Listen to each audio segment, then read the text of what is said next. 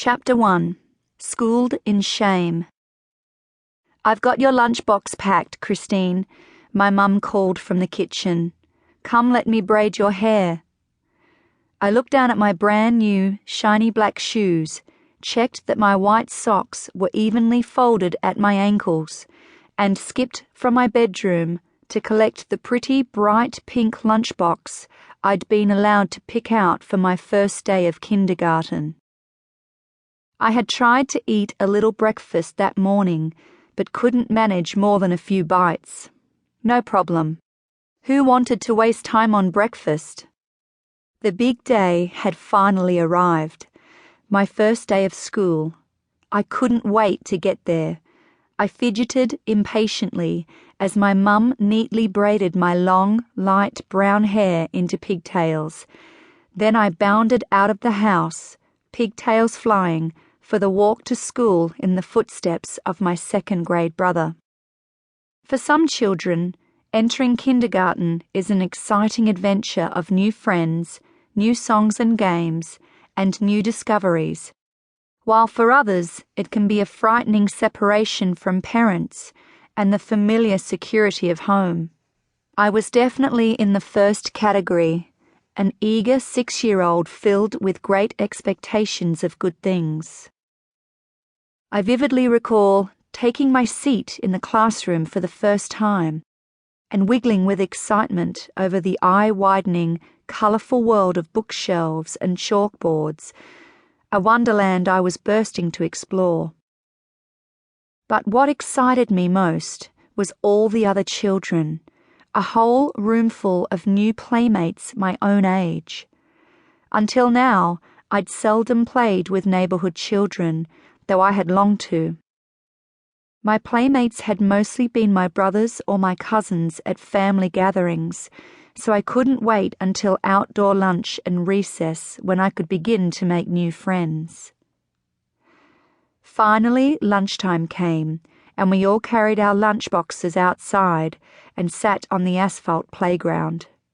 But this is where my warm waves of nostalgic memories give way to a scene that made my cheeks burn red and my heart sting. I chose a spot next to a few other girls and unlatched my lunchbox, happy to find that my mum had packed my usual lunch, a feta cheese and olive sandwich.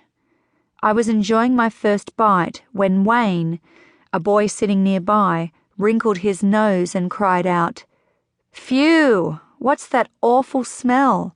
What's that stinky stuff you're eating?" Suddenly, all eyes turned to me. Wayne's friend, Raymond, announced to all, "She's eating that Greek cheese." Then he eyed me suspiciously and asked, "Why can't you wogs eat normal food like everybody else? No wonder you all stink like garlic." For a moment I froze. Then my heart started to pound.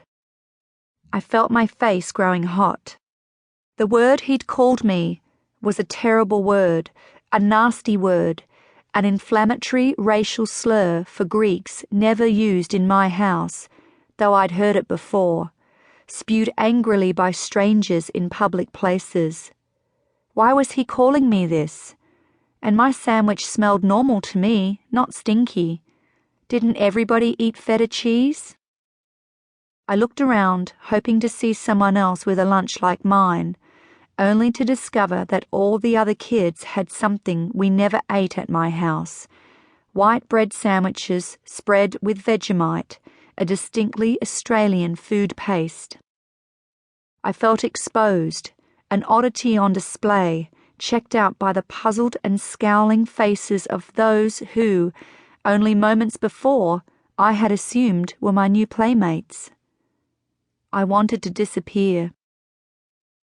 Wayne and Raymond, on the other hand, bolstered by the attention of their newfound audience, grew bolder. "My dad says you people should go back to your own country. You don't belong here." My stomach clenched. I didn't understand what he meant. Go back where?